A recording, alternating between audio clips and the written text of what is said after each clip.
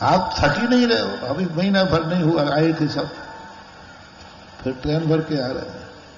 बोले जबलपुर है, इसका कुछ भी कर सकते, कुछ भी हो सकता है। पिछली बार बसें लेके आए थे तो उस समय ऐसे ही कह रहे थे, महाराज जी अब की बार हम लोग ट्रेन लेके आएंगे, तो सब लोग कहते तो मजाक कर रहे हैं। पर ये संस्कार धानी है, यहां कुछ भी हो सकता है। वो हंसी हंसी की साची करके दिखा दीजिए। और अभी हंसी हंसी में कह रहे थे कि प्लेन लेके आएंगे, तो वो भी कोई बड़ी बात नहीं है।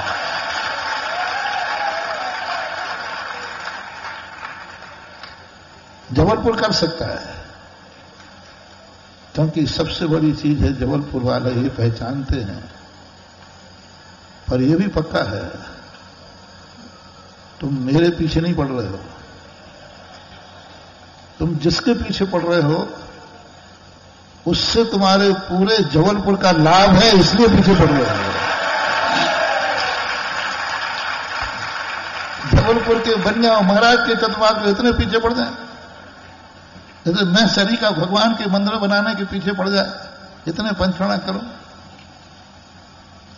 बस मुझे एक ही लोभ हो गया है कि मंदिर से भगवान का मतलब नहीं है हमारे जीवन का। उनके भगवान बनाने से एक दिन हमें भी भगवान बनने का रास्ता मिल जाए। यही स्थिति आप लोगों की बन रही है कि आपको मालूम है कि हमारी जबलपुर समाज का उद्धार कैसे होगा। जबलपुर की जो आप लोगों ने देख लिया है, मैं तो यूं 2011 में चतुर्मास करके आ गया था, मुझे क्या पता कि 2011 का चतुर्मास मेरे पीछे पड़ जाएगा। एक व्यक्ति ने कहा, बोले महाराज जी हम बहुत परेशान हैं। मैंने क्यों बात कर रहा, जो देखो सब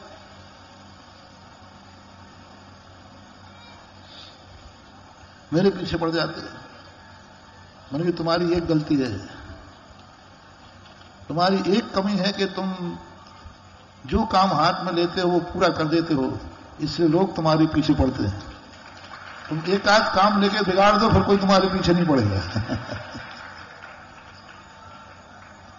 अब यही स्थिति है कि लोग क्यों पीछे पड़ रहे हैं, क्योंकि चतुर्मास का टेस्ट तुमने ले लिया है। और सबसे बड़ी बात देखो, अक्सर कर चतुर्मासों का श्रीफल अभी तक सब बूढ़े पुराने कराते आए, चलाते आए। लेकिन जब से पूज्य गुरुदेव अपने विद्यासागर महाराज इस दुनिया में अवतरित हुए, तब से युवाओं ने भी चतुर्मास कराना सीख लिया है। युवाओं की जागृति का श्रेय पूज्य, चाहे वो साधु समाज हो चाहे श्रावक समाज। साधु समाज भी युवाओं में कहां बूढ़े ठेड़े आदमी साल बनते थे महाराज, लेकिन पूज्य गुरुदेव ने युवाओं से, युवा मुनियों से सारे आर्यावर्त को, पूरे आर्यावर्त में भर दिए। और वही आज देख रहा हूं, युवाओं का संगठन युवा जब जागृत होता है, अब पता चल रहा है। अभी तक तो मैं यूं समझ रहा था, पिछली बार भी कहा था कि 2011 का चतुर्मास कोई दमदार हुआ है। अरे एक बार चतुर्मास कराने के बाद फिर कहते भैया हो गया एक बार, अब 2 बार, अब यहां तो तुम फिर पीछे पड़ गए। और यह भी मुझे विश्वास है, तुम्हें एक और मिल जाए तो भी तुम पीछा छोड़ने वाले नहीं। वो भी मैंने करके देख लिया। मैंने अशोकनगर में 3-3 चतुर्मास करके देख लिए और उनसे कहा भैया अब तो विराम करो। बोले नहीं, अब तो और ज्यादा करेंगे। तो ये जो स्थितियां बनती हैं, ये साधु की भक्ति नहीं होती है, भगवान की भक्ति नहीं होती है। उन साधु के निमित्त से जो जीवन में उपकार होता है वह उपकार का सैलाब जब अंदर से उलटता है तो बसें तो क्या, ट्रेन तो क्या, प्लेन भी छोटी लगती है। भारत का सबसे बड़ा है आज अपन आचार्य श्री के प्रति क्यों इतने उपकृत हैं, क्यों उनके नाम पर अपना आत्मा प्रफुल्लित हो जाता है। आचार्य श्री से या उनकी साधना से नहीं। अपन इसलिए ज्यादा आचार्य से प्रभावित नहीं है कि वो अच्छे साधक थे, होंगे अच्छे साधक, बहुत अच्छे निर्दोष चर्या करने वाले थे, होंगे चौथे काल की चर्या का पालन करते थे, करते हो,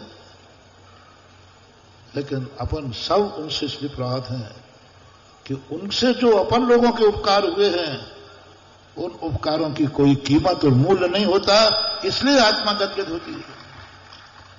लोग ईर्ष्या करते हैं, जलते हैं। एक बार राजस्थान की घटना थी, एक महाराज आए, वो आचार्य श्री कुछ बुराई करते, मैंने कि भैया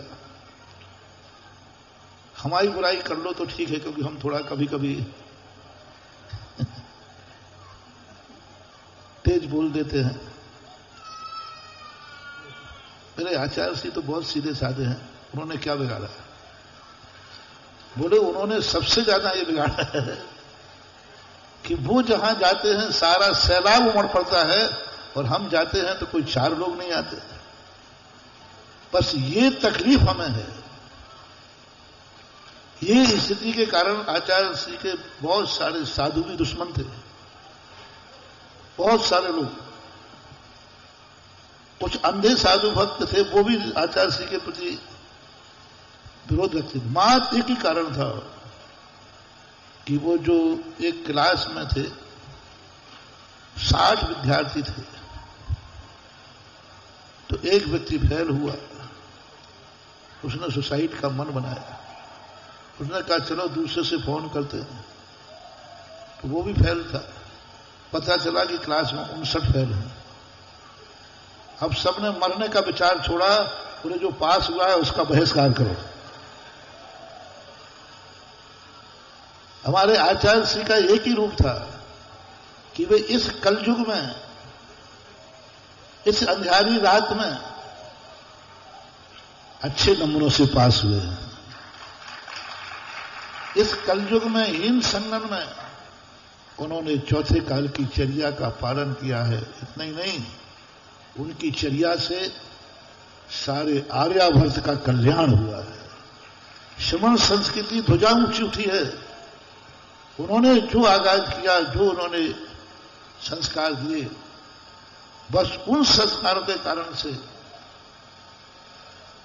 मैंने कहा उनसे आचार्य श्री से ईर्ष्या करने की अपेक्षा आचार्य श्री जैसा उपकारी बनना शुरू कर दो तो ये जनता तुम्हारी तरफ लौट जाएगी। ये जनता किसी की मीत नहीं है, इस जनता को किसी से मोह नहीं है।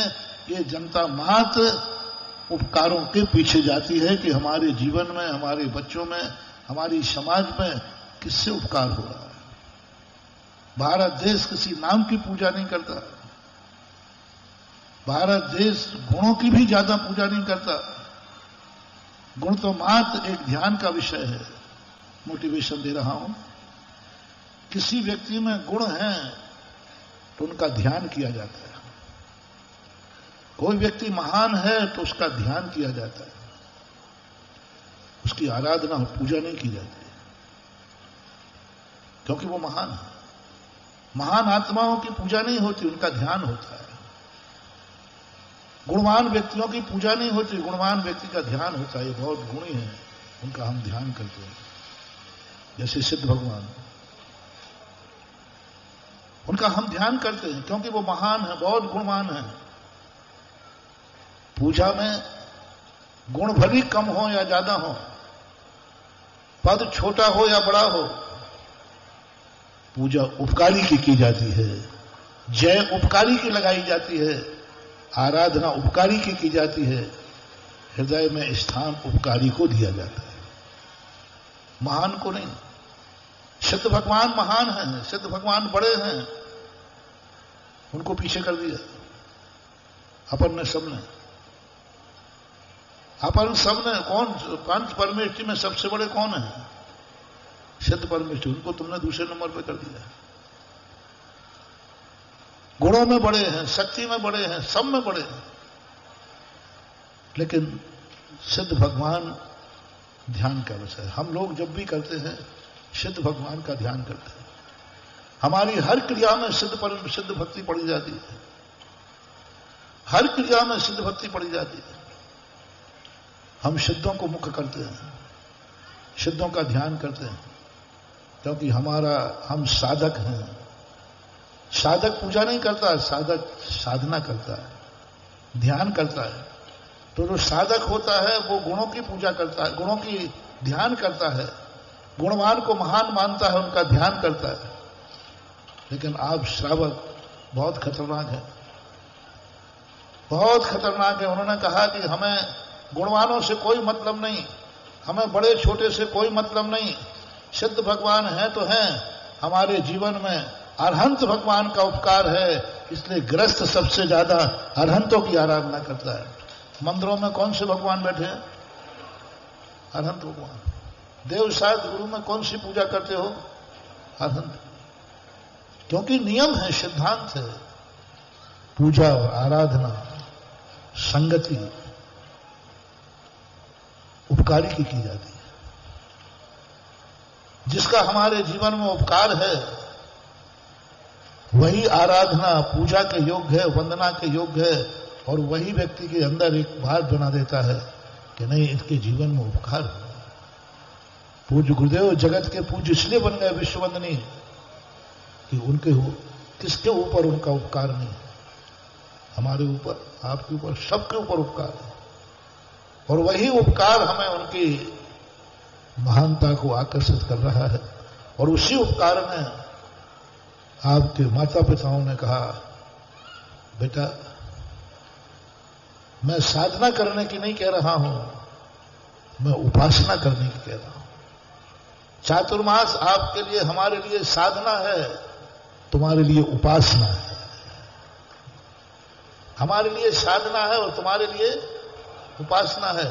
तुम्हारा तो एक ही लक्ष्य होता है कि इस चातुर्मास से हमें क्या लाभ है, हमारी समाज को क्या लाभ है, हमारे जो कार्य हैं वो किससे होंगे।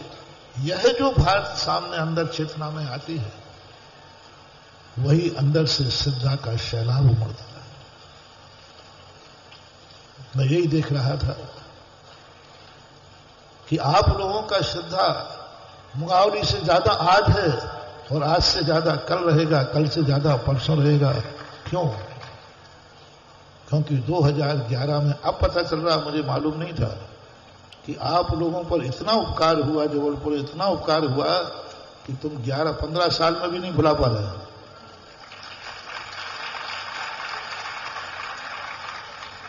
और वस्तुतः एक स्थिति समाज की बन जाती है। अब साधु का स्थिति यह बन जाती है कि जिन पर उपकार करना है या हो चुका है उनकी तरफ देखें, या जिन पर अभी उपकार हुआ ही नहीं है उनकी तरफ देखें। ये स्थिति बन जाती है।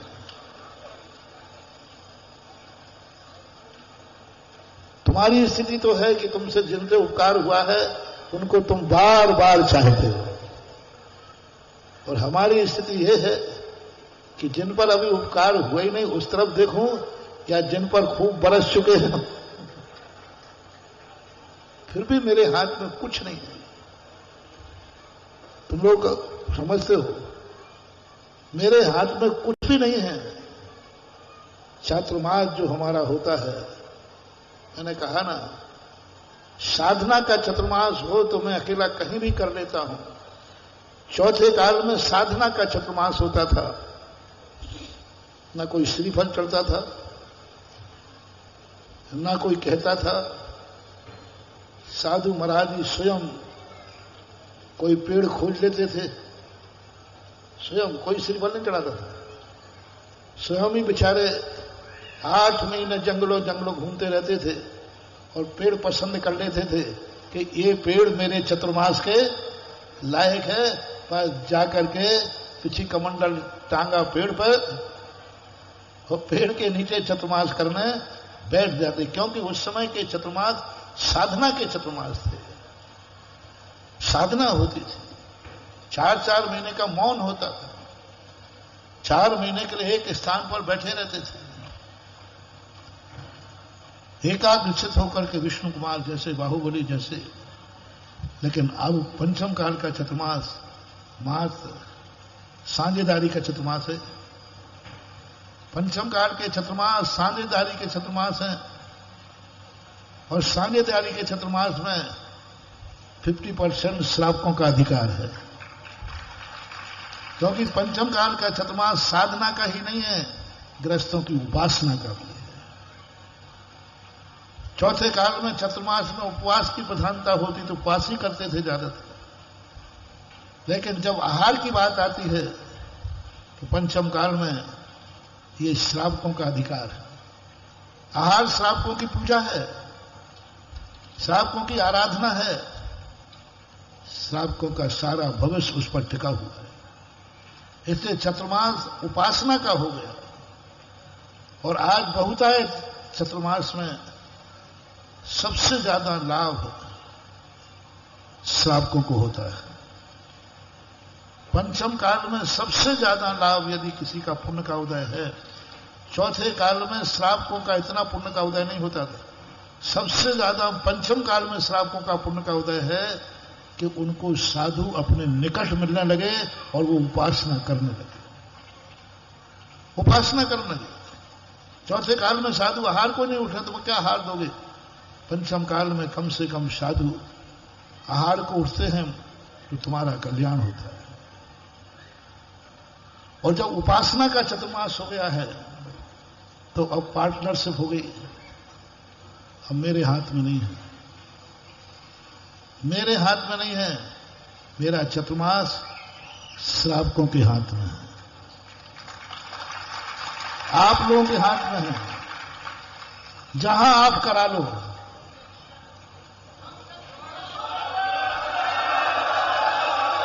जहां आप लोग करा लो, क्योंकि मैंने पहले ही कहा, क्योंकि चातुर्मास में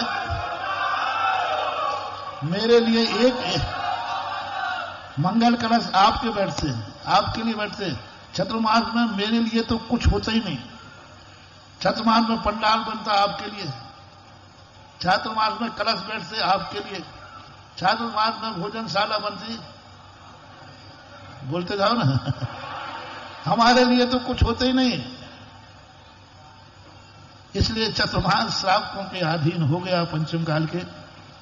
अब वो श्रावक लोगों का पुण्य, श्रावक लोगों का जो पुण्य की स्थिति है, वो जहां लुढ़क जाती है वहीं साधु चला जाता है। अब सारे भारत के श्रावक, क्योंकि इस समय ये स्थिति बन गई पूज्य गुरुदेव के बाद कि अब सब लोगों की स्थिति ऐसी बन रही है, तो हम तो आप लोगों को छोड़ते हैं कि सारे भारत के हे बड़े बड़े शहर वालों, आप लोग मीटिंग करके वोटिंग डाल लो और फिर मुझे सुना दो कि महाराज बहुमत यहां का है। तो आज स्थिति में है वस्तुतः, लेकिन ये बहुत बड़ा है। ये मत समझा करो कि हमारी सफलता मिली या नहीं मिली। ये सबसे बड़ी चीज है कि हमने सफलता के रास्ते पर एक कदम तो बढ़ाया। चातुर्मास का जब होगा तब होगा, लेकिन आज सारे भारत में एक चर्चा है, भक्ति देखना है तो जबलपुर की देखो। इसलिए नहीं कि ट्रेन भर के आए हो, इसलिए कि समाज में उत्साह जब होता है जब साधु उनके नगर की तरफ आने वाले रोड पे होता है, जब संभावना बन जाती है कि हाँ हमारे यहां चतुर्मास होना लगभग तय है, तब उत्साह बनता है, तब उत्साह बनता है। लेकिन अभी जिस रूट पे मैं हूं, ये जबलपुर से सीधा नहीं जुड़ता, बीच में कई चौराहे पड़ते हैं। उसके बावजूद भी लोग सारे भारत के कहते महाराज इतना उत्साह है, और आप अभी वहीं से आए हैं। पिछले साल तो हम वहीं तो थे आपके दिव्योदय में। पूरा करनी, जबलपुर की परिक्रमा लगा रहा था पिछली बार। हाँ, परिक्रमा लगा रहा था, दिव्योदय से संस्कार ऐसा घूम रहा था। उसके बावजूद भी आप लोग का उत्साह पूरे भारत में संस्कार धानी की छाप छोड़ रहा है। और यह बात सबको कह रहे हैं कि देखो, यदि सत्य को और उपकार को पहचानने की जो ललक है या पहचान है, वह जबलपुर वालों से सीखो कि वो कितनी भी परिस्थितियां आए, उनको कितनी कोई रोके, लेकिन वे अपने उपकारी के प्रति कभी रुकने वाले नहीं हैं, कितना भी करें। ये अंदर चेतना की बात है। एक बार किसी आचार्य से महाराज बात की कहा, बोले महाराज जी, कोई दुनिया मेरे मुंह बंद कर सकती है, कदम बंद कर सकती है, लेकिन हृदय में जो छवि है उसको कोई निकाल नहीं सकता। और यही सच्ची बड़ी विशेषता होती है। कृत उपकारम न विस्मरन्ति साधु। कई लोग हैं उपकारों को भूल जाते, यूज एंड थ्रो। अपना काम निकाला, अपना काम बनता, भाड़ में जाए जनता। ये कहलाते हैं नेता लोग। नेता लोग भक्ति नहीं होती इनमें, इनमें तो अवसरवादिता होती है।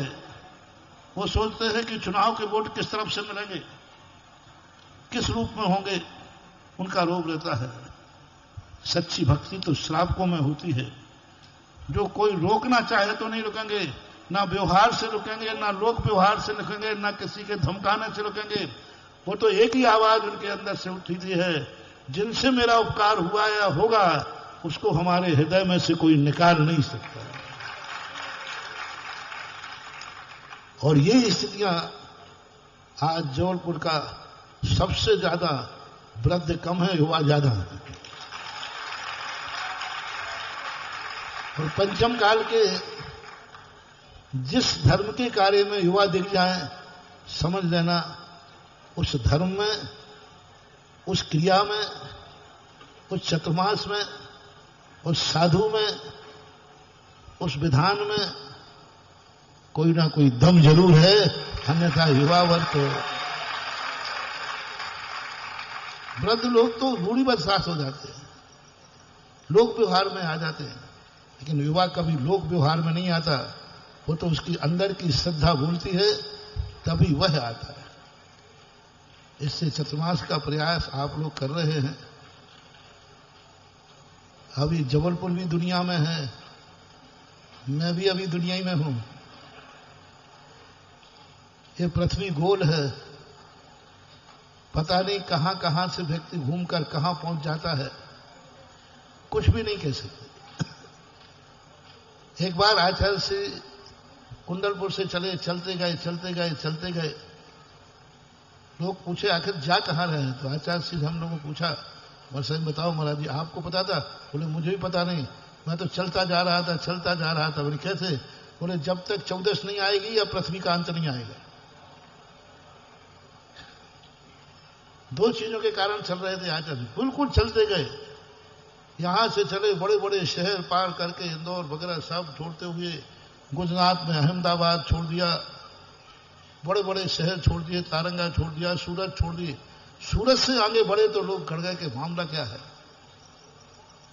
तो हम लोग पूछे आचार्य से आपका लक्ष्य क्या था? बोले मेरा लक्ष्य यही था, या तो आषाढ़ शुद्ध 14 आ जाए या पृथ्वी का अंत आ जाए। तो फिर क्या आया? पूरे पृथ्वी का अंत आ गया, आगे समुद्र था, महुआ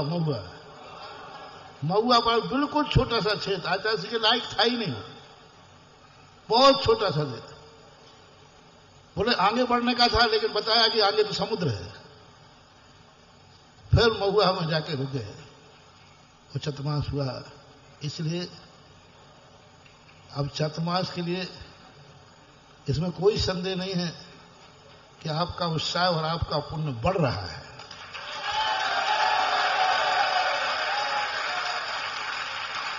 बढ़ रहा है, लेकिन पूर्ण हो रहा है अभी मैं ये नहीं कह सकता। बढ़ तो रहा है, नंबर तो बढ़ रहे हैं, क्योंकि मुहावली के बाद से नंबर कुछ और बड़े हैं। और वह स्थिति भी आपकी है। देखो फिर भी क्या स्थिति बनती है। आप लोग ट्रेन से आए हैं और हम पदयात्री हैं। कल शाम को, कल रात में जबलपुर की स्टेशन पर झमेला था और आज रात में गुना के स्टेशन पर। अब हमें तो 9 इंची पैर से नापना पड़ती है दुनिया। पदयात्री हैं, कितना चल पाते हैं, कैसा चल पाते हैं, इन सब पर भी विचार होता है। फिर भी आपका प्रयास, आपका जो उत्साह है, यह कहीं ना कहीं से पुण्य कमाने के लिए बहुत बड़ा कारण है। चातुर्मास कराने के 20 नंबर हैं। सावधानी से सुनना, मोटिवेशन दे रहा हूं। अभी मैंने दिया था, चौका लगाने के 100 नंबर होते हैं, 20 नंबर होते हैं आहार देने के और 80 नंबर होते हैं चौका लगाने के। 80 नंबर है चौका लगाने का। साधु का आहार नहीं हुआ तो बराबर आपको 80 नंबर मिलेंगे। आहार देने के 20 नंबर हैं।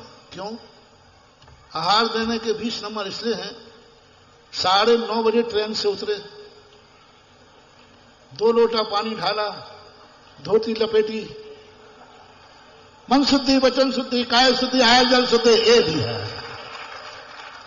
होता है कि नहीं? इसके 20 नंबर है। अब चौका लगाने वाला भी ऐसे ही करता है क्या?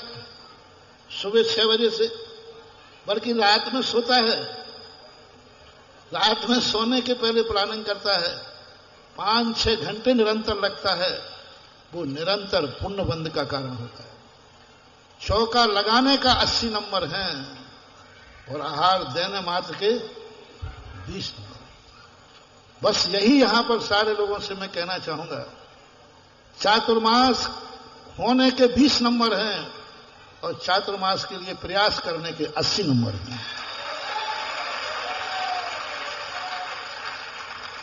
चातुर्मास जहां होगा मात्र उनके 20 नंबर प्लस होंगे। बस 20 नंबर से 21वां नंबर उनको नहीं मिलने वाला। लेकिन जो चातुर्मास का प्रयास कर रहे हैं, चातुर्मास हो गया ना हो गए, 80 नंबर तो उनके मार्कशीट में आएंगे ही आएंगे। 80 नंबर मार्कशीट है। और 80 नंबर में मेरिट लिस्ट आ जाती है कि नहीं? 75 के बाद आ जाती है।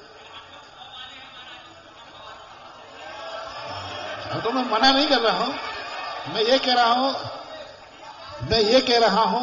रहा हूं 80 नंबर तो आज मिल ही गए। अब बात 20 की बाकी है, और है क्या?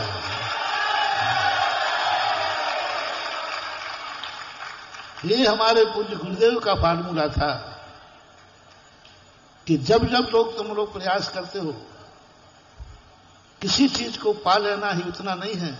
आज हमारे लिए, मेरे नंबर देख लीजिए, मोक्ष जाने के 20 नंबर हैं और मोक्ष मार्ग पर चलने वाले के 80 नंबर हैं। आज इस पंचम काल में मुझे मोक्ष नहीं मिलेगा, लेकिन मैं दावा से कह रहा हूं, इस मोक्ष मार्ग के 80 नंबर मेरी मार्कशीट में भरे हुए मिलेंगे। मोक्ष जाने में कितना लगना है?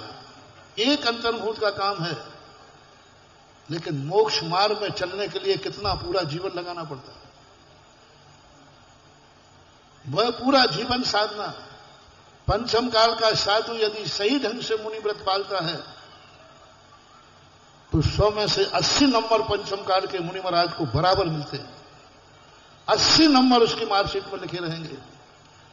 चौथे काल के साधु में जो मोक्ष जाने वाले हैं या मोक्ष गए हैं, और पंचम काल के साधु हम लोग मुष्भाव में मोक्ष नहीं है, इन दोनों की मार्कशीट उठाई जाए तो मात्र 20 नंबर का डिफरेंस है और कोई ज्यादा नहीं। उनके 20 नंबर ज्यादा हैं और हमारे 20 नंबर कम हैं। तो 80 नंबर का भी कोई आनंद है कि नहीं है? बता रहे थे अभी तुम्हारे सेठी जी, ना इनको चतुर्मास करने से मतलब है, ना चतुर्मास तो करते ही नहीं है। कह रहे थे कि करूंगा इस बार आपके साथ में। इनको यही मतलब है कि चतुर्मास करने के लिए हमें ट्रेन लगाने में आनंद आ रहा है जिनको इसी में आनंद आने आने इन्हें समझ लिया कि 20 नंबर जब मिलेंगे तो मिलेंगे, 80 नंबर का मजा तो ले लो। रास्ते में जो तुम लोगों ने मजे लिए हैं वे नंबर किसके खाते जाएंगे? लोग कह रहे महाराज इस बार की यात्रा में बहुत मजा आया, रास्ते में ये हुआ वो हुआ, सब सुना रहे थे। मैंने सुनाए जाओ, सबके नंबर देखता जाऊंगा, मैं टच करता जाऊंगा। मार्ग में भी आनंद है। मंदिर में जाने के, मंदिर में भगवान की पूजा करने में आनंद नहीं है, आनंद है ही, लेकिन मंदिर जाने का मन बनाना भी एक आनंद है, बहुत बड़ी चीज है। इसलिए 80 नंबर का तो तुम्हारे लिए मिलने की स्थिति है ही, 20 नंबर को अब थोड़ा इंतजार करो, देखो क्या होता है क्या नहीं होता। कहना बहुत चीजों में, क्योंकि कहना और करने में बहुत फर्क हो जाता है। और हमारे गुरु जी ने कहा है कहना नहीं, ये कह रहे थे प्रवचन बहुत हो गए, वचन। मैं आपकी बात मानूं अमित बाबू कि आचार्य जी ने एक ही कहा है, यदि भक्त लोग आए तो प्रवचन कर देना, वचन मत देना, वचन तो मात गुरु को दिया जाता है। वह हमेशा आचार्य जी कहते थे भक्त आए तो प्रवचन जरूर दे देना, लेकिन वचन नहीं दिया जाता, क्योंकि प्रवचन आपके लिए होता है और वचन साधु के लिए बहुत बड़ी साधना होती है, बहुत बड़ा संकल्प होता है। अभी अपन आप लोगों के लिए, सबके लिए आशीर्वाद, बहुत श्रद्धा, इससे लोगों को कितना सबक मिल रहा है कि अंदर की श्रद्धा जब हो तो कोई दुनिया की ताकत, अंदर का यदि भक्ति हो तो दुनिया की कोई ताकत कितना भी रोकना चाहे कोई रोक नहीं सकती। कितना भी विघ्न डाले, सत्य कभी छुप नहीं सकता, असत्य के कभी पैर नहीं होते और सत्य कभी हवा में नहीं उड़ता है। वो अंदर श्रद्धा से पनपता है और सारा जगत इस बल पर ही दुनिया चलती जा रही है और आगे भी चलती रहे। पूरे जबलपुर, राज जबलपुर ही नहीं आया, जबलपुर संभाग है। हाँ, अलग अलग लोग दिख रहे थे सब जगह के, मझोली के, सिहोरा का और खटोला का, खटोला है, खतोला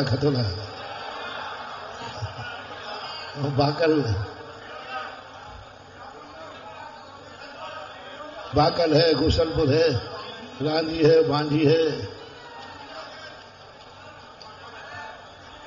हाँ, और नवरक सभा तो बड़े जोर शोरों में है ही। और सबसे बड़ी देखो उत्साह है, कहां किस दाने दाने में लिखा है खाने वाले का नाम। कहां ये छोड़ करके कलकत्ता भागा था अशोक से भी, और कहां उसका कमाया, कहां उसका कर्मस्थली बनाई, और आज कहां जबलपुर का नेता बन करके आ गया, जबलपुर का मसीहा बन के आ गया। हजारों लोगों के लिए एक श्रद्धा का एक विषय बन गया, और कहां दिव्योदय तीर्थ क्षेत्र के लिए अपने जीवन का एक आधार बनेंगे। जब कलकत्ते गए होंगे तब नहीं सोचा होगा कि कभी एमपी में हमसे ऐसा होगा। एमपी में आए होंगे तो पैसा कमाने आए थे, और काहे के लिए आए थे, बढ़िया काहे कर आएगा। यदि ये उस एरिया में आए होंगे माइंस पे, तो आर्थिक रूप से आए होंगे, धन के लिए आए होंगे। लेकिन जब धन पुण्यानुबंधी पुण्य होता है तो लोग आता है धन के लिए और मिल जाता है धर्म का खजाना। आता है धर्म, ये है पुण्यानुबंधी पुण्य, ये है साथी से पुण्य कि व्यक्ति धन कमाने गया था और वहां धर्म का भंडार मिल गया। धन कमाने गया था और धर्म कमाने का ऐसा मिल गया, धन कमा कर तो एक जीवन चला पाता, लेकिन दिव्योदय तीर्थ में जो धर्म कमा रहा है, इससे जन्म जन्म तक भी जन्म जन्म का इंतजाम कर रहा है। धन कमाने में धन एक जीवन में काम आता है, और धर्म जो होता है जन्म जन्म तक काम आता है। कहां गोसलपुर राजधानी का क्षेत्र और कहां कलकत्ता से उनके भाव हुए, कहां निमित्त बना, तो महानुभाव, दाने दाने में लिखा है खाने वाले का नाम, इसलिए दाने दाने में लिखा है चतुर्मास का नाम।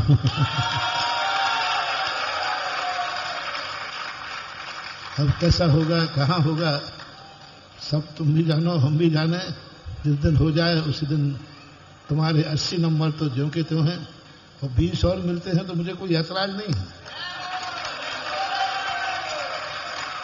मैं किसी के नंबर काटने वाला कौन होता हूं, लेकिन फिर भी जैसे भी हो सब